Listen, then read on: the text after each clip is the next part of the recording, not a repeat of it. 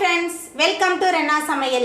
இன்னைக்கு என்ன சமையல் பார்க்க போறோம்னா ரொம்ப எளிமையான முறையில் செய்யக்கூடிய சத்தான கொண்டக்கடலை சுண்டல் பார்க்க போறோம்.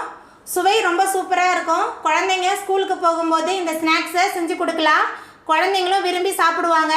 அந்த சுவையான எளிமையான தாளிச்ச கொண்டக்கடலை சுண்டல் எப்படி செய்யறதுன்னு வாங்க பார்த்துடலாம். சுண்டல் தாளிக்கிறதுக்கு நல்லெண்ணெய் கொஞ்சமாக சேர்த்துடலாம்.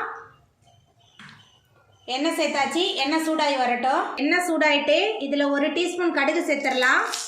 கடுகு சேர்த்து கடுகு பொரிய ஆரம்பிச்சிருச்சு. அரை டீஸ்பூன் உளுந்து சேர்த்துடலாம். கடுகு உளுத்தம் பருப்பு நல்லா பொரிய ஆரம்பிச்சிருச்சு. காஞ்ச மிளகாய் 2 கிள்ளி சேர்த்துக்கலாம்.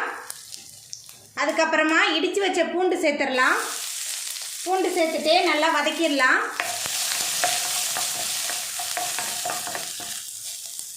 கொஞ்சமாக கருவேப்பிலை,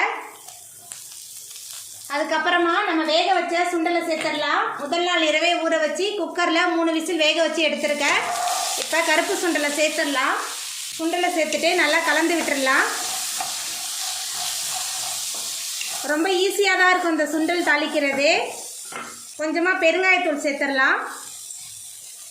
உங்களுக்கு தேங்காய் வேணும்னா நீங்கள் தேங்காய் கூட திருவி சேர்த்துக்கலாம். அதுக்கப்புறமா கொஞ்சமாக சின்ன வெங்காயத்தை பொடியாக நறுக்கி வச்சுருக்கேன். மேலால் அதை போட்டுடலாம். ரொம்ப சுவையாக இருக்கும் வெங்காயத்தோடு இந்த சுண்டல் சேர்த்து சாப்பிடும்போது. இப்போ நம்ம அடுப்பை ஆஃப் பண்ணிடலாம். நம்மளோட சுண்டல் ரெடி ஆகிட்டு அவ்வளோதாங்க. நம்மளோட தாளிச்ச கொண்டக்கடலை சுண்டல் ரொம்ப சூப்பராக ரெடி ஆகிட்டு சுவை ரொம்ப சூப்பராக இருக்கும். நீங்களும் உங்கள் வீட்டில் இந்த சுவையான தாளிச்ச கொண்டக்கடலை சுண்டலை செஞ்சு பாருங்கள்.